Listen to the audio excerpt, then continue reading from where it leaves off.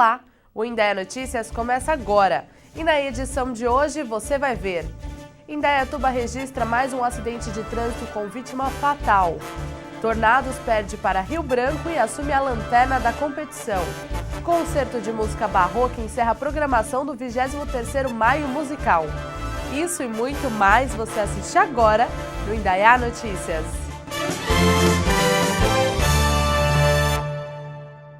Ontem, Indaiatuba registrou mais um acidente de trânsito com vítima fatal. A colisão aconteceu no bairro Cidade Nova. O acidente aconteceu no início da noite de segunda-feira, dia 1º de junho, no cruzamento da rua Ildefonso Stelli com o Atuiuti, no bairro Cidade Nova. A Guarda Civil e o resgate foram acionados pelo acidente que envolveu um carro modelo Space Fox e uma motocicleta. Segundo os agentes, a moto desrespeitou a sinalização de parada obrigatória e avançou, sendo atingida lateralmente pelo veículo que seguia corretamente na preferencial. Testemunhas afirmaram que nenhum dos veículos estava em alta velocidade. Com o impacto, o motociclista, que não portava documentos, sofreu ferimentos graves e foi encaminhado para o Hospital Augusto de Oliveira Camargo. Adão Alves de Oliveira, de 48 anos, sofreu traumatismo craniano e faleceu. A perícia esteve no local para análise e posterior elaboração do laudo técnico do acidente. Esse é o 16º caso de acidente de trânsito com vítimas fatais neste ano. A campanha de vacinação contra a gripe termina nesta quarta-feira agora, 3 de junho. De acordo com a Secretaria de Saúde, Indaiatuba contabiliza cerca de 49 mil pessoas do grupo de risco: idosos, profissionais de saúde, gestantes, mulheres que deram à luz nos últimos 45 dias e crianças de 6 meses a menores de 2 anos. E ainda segundo a última parcial divulgada pela Secretaria, apenas cerca de 64% dessa população foi vacinada. Então, se você faz parte deste grupo, ainda dá tempo de se vacinar. Basta comparecer a uma unidade básica de saúde, levar a carteirinha de vacinação e um documento com foto. A campanha vai até amanhã. O inverno vai se aproximando e o frio vai ficando cada vez mais intenso. E por isso, a alternativa é se agasalhar. Nesse final de semana aconteceu a Feira de Inverno e Variedades aqui nessa cidade. Há pouco menos de um mês, para entrarmos na estação mais fria do ano, o inverno, os indaiatubanos já saem nas ruas mais agasalhados. E por isso, neste final de semana aconteceram os últimos dias da Feira de Inverno e Variedades, que lotou o pavilhão da Viber. Malhas leves, casacos, couro, toucas, cachecóis. Foram estandes de cerca de 60 expositores do Circuito das Malhas, entre eles fabricantes de Monte Sião, Jacutinga, Serra Negra e Socorro, com peças confeccionadas em roupas para adultos e crianças, bijuterias, entre outros. Como em outras edições, o Fundo Social de Solidariedade, o FUNSOL, também participou com uma barraca exclusiva de produtos em patchwork feitos nos cursos da Tesoura Encantada. Muita gente passou por lá e aproveitou para abastecer o guarda-roupa. E chegou o momento de saber aonde vai estar funcionando os radares amanhã aqui na nossa cidade.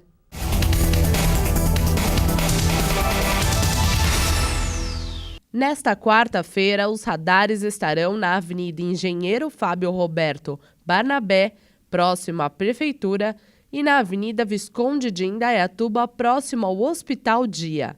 O horário de operação é das 6h30 da manhã às 11 horas.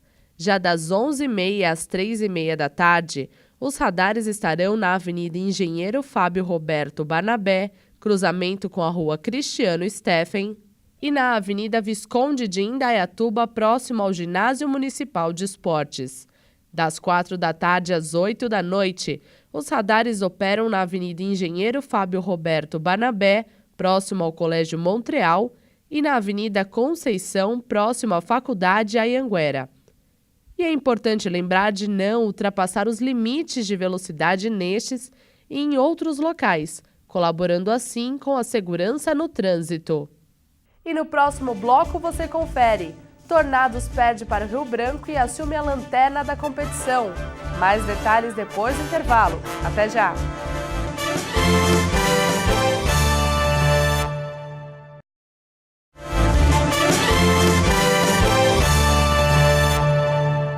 Ainda estão abertas as inscrições para o processo seletivo das Faculdades de Tecnologia, as FATECs, do Estado de São Paulo, para o segundo semestre de 2015. São 280 vagas entre cursos presenciais e à distância, nos períodos da manhã, da tarde e da noite.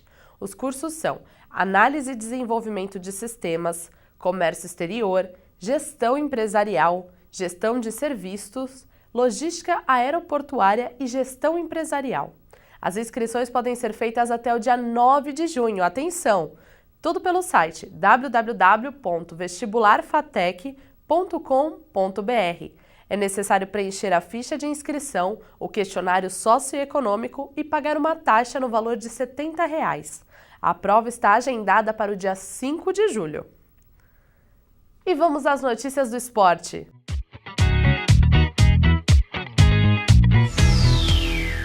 Nesse final de semana, no domingo, a equipe de judô da nossa cidade viajou para Valinhos e participou da Copa Country Club Valinhos e voltou para casa cheio de medalhas. Foram 13, 9 de bronze, 2 de prata, 1 de ouro e 1 de honra ao mérito.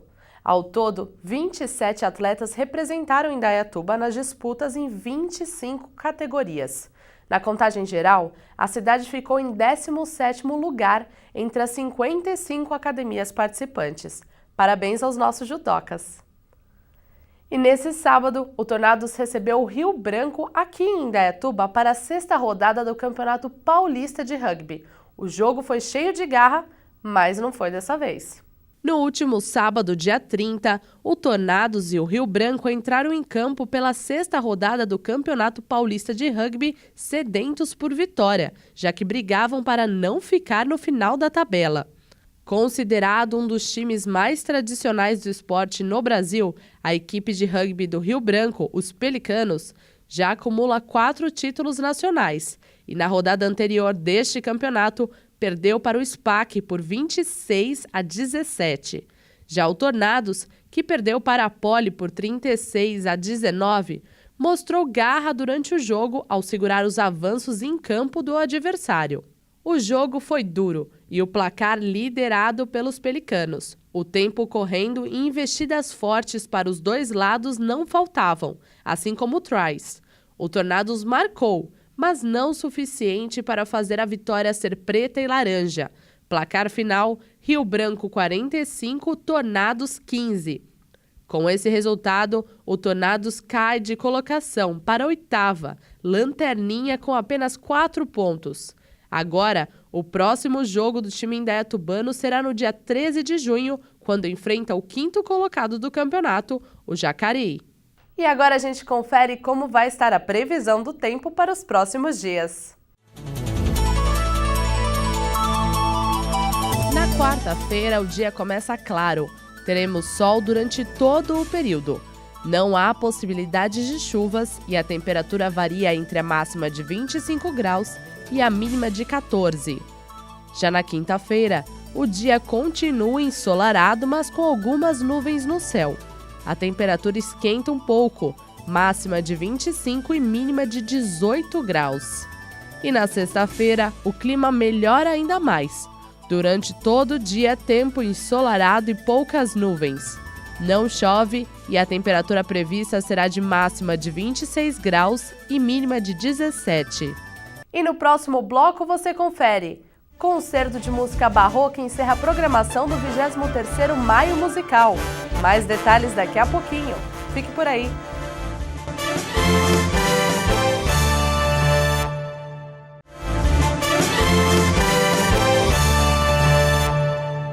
O Festival Musical de Indaiatuba terminou e com certeza fez muito sucesso.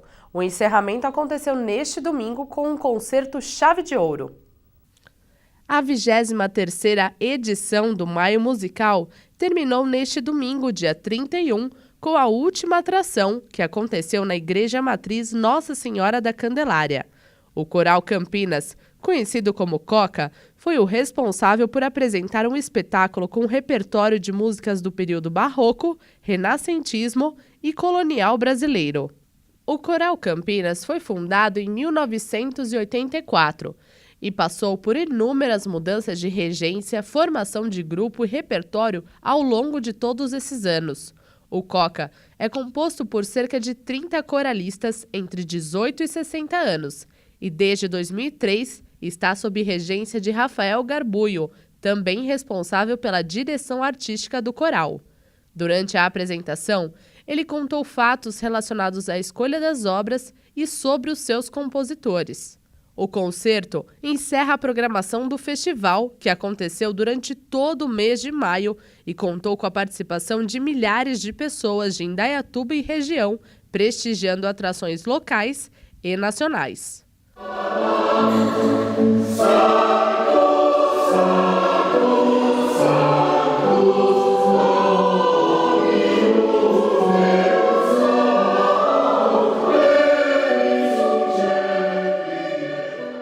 Vamos falar de educação? Hoje é dia do pedagogo e psicanalista Nelson Gervoni aparecer por aqui para nos falar de temas ligados ao convívio da escola e da família.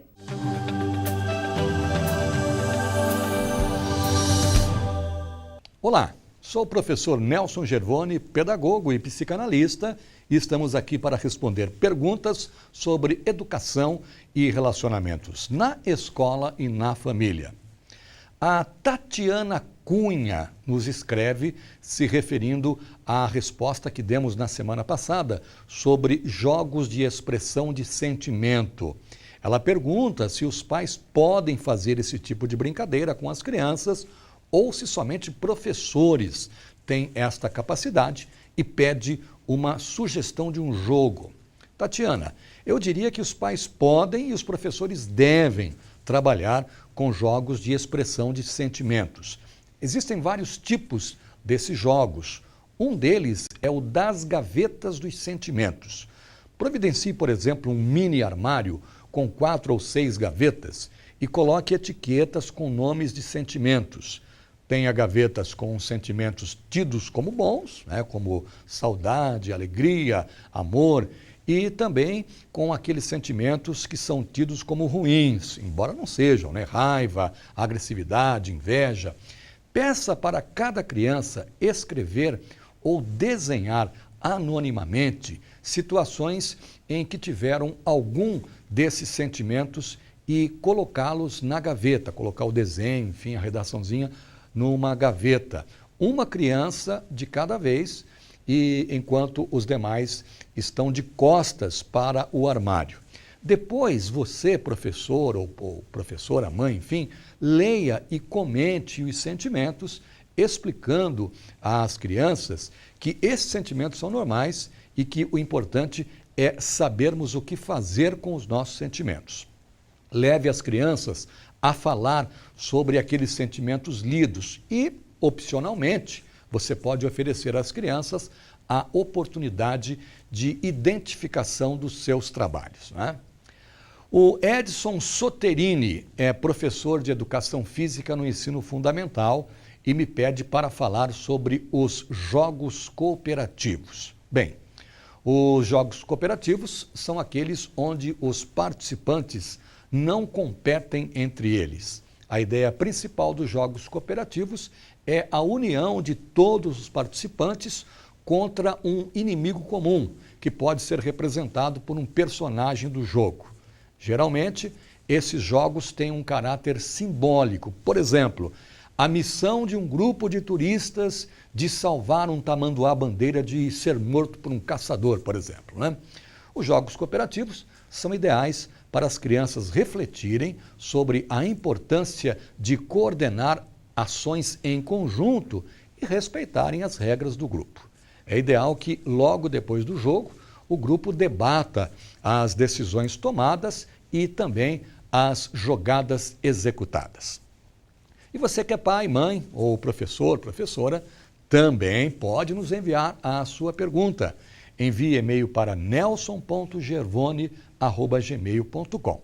E convido você também a visitar o meu blog, gervone.blogspot.com.br.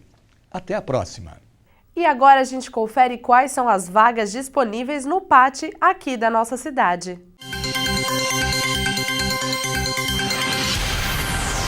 O posto de atendimento ao trabalhador de Indaiatuba tem vagas disponíveis para açougueiro, assistente contábil, atendente de loja, auxiliar de limpeza, empregado doméstico, enfermeiro, gerente de restaurante, operador de telemarketing, pedreiro, porteiro, representante comercial, servente de obras, técnico de enfermagem e vendedor. Os interessados devem levar RG, CPF, PIS e carteira de trabalho original ao PAT de Indaiatuba, que fica na rua Jacob Lira, número 344, no Parque das Nações. Mais informações pelos telefones 3894-3363 ou 3894-3369. E nesse final de semana que está vindo, dia 6 e 7 de junho, um shopping localizado no Jardim Tropical irá receber a primeira feira Noiva Ideal. Serão cerca de 20 expositores de Indaiatuba e região, apresentando os serviços básicos de cerimônias, os destaques oferecidos e as tendências e novidades dessa área. Com certeza, muitas ideias para tornar a festa um momento especial.